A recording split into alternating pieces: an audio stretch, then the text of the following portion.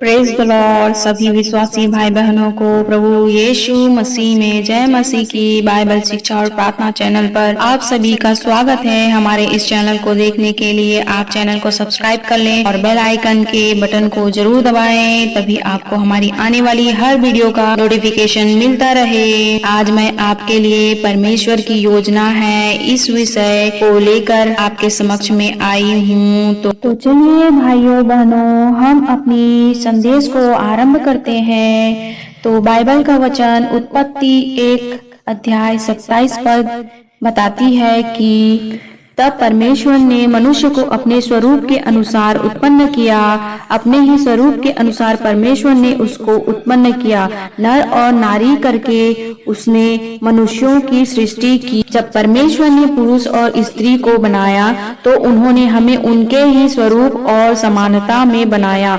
सर्वशक्तिमान परमेश्वर का जीवन आपके माध्यम से बह रहा है, जैसे कि आप एक उद्देश्य को ध्यान में रखकर बनाए गए थे। हालांकि कई लोग कहते हैं मेरा भविष्य में क्या होने जा रहा है, कोई समृद्धि नहीं है, केवल परख और दुख। किसी ने एक बार कहा था परमेश्वर बड़े पवित्र जनों का उत्पन्न करने के लिए बड़े परीक्षणों का उपयोग करता है ताकि वह उन्हें बड़े स्थानों पर रख सके। हालेलुया, आमीन। यहाँ पर मेरे प्रियो देखते हैं एस्तर एक साधारण लड़की थी। उसके ना तो पिता थे और ना ही माँ। उन परीक्षणों और सताव की कल्पना कीजिए जिनका उसने सामना किया होगा। खैर, किसी भी देश का एक रानी बनना निश्चित रूप से कोई मामूली बात नहीं है। एस्तर रानी बनने के बाद भी हामान नामक एक दुष्ट आदमी ने सभी यहूदियों को मराने की योजना किए। यहूदी उसके लोग थे। उसने 3 दिन 3 रात बिना भोजन और पानी के उपवास किया। कहा, अगर मैं मर भी जाऊं तो मैं मर जाऊंगी। यहूदियों के उद्धार के लिए एस्तर की अहम भूमिका।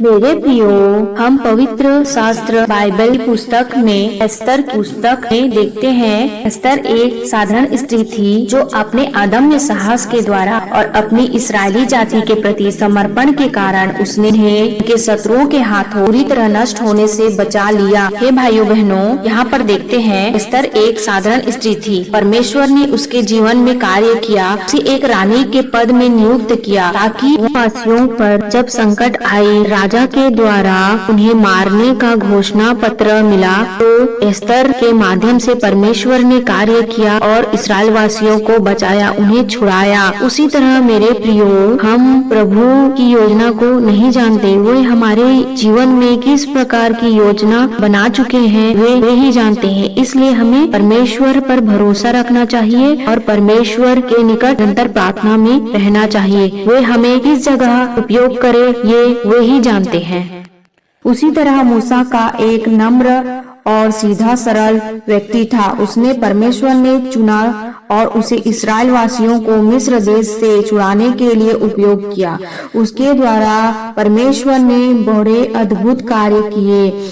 मिस्र सेनाओं को हराकर इस्राएल वासियों को स्वतंत्र करने में मूसा का अहम भूमिका था। हे मेरे प्रियो, परीक्षण और क्लेश आपके रास्ते में आ सकते हैं, लेकिन निराश मत होइए। उन्होंने वादा किया है। पवित्र बाइबल के वचन में देखते हैं यशायाह 49:16 में हमें यह बताती है कि देख, मैंने तेरा चित्र अपनी हथेलियों पर खोद कर बनाया है।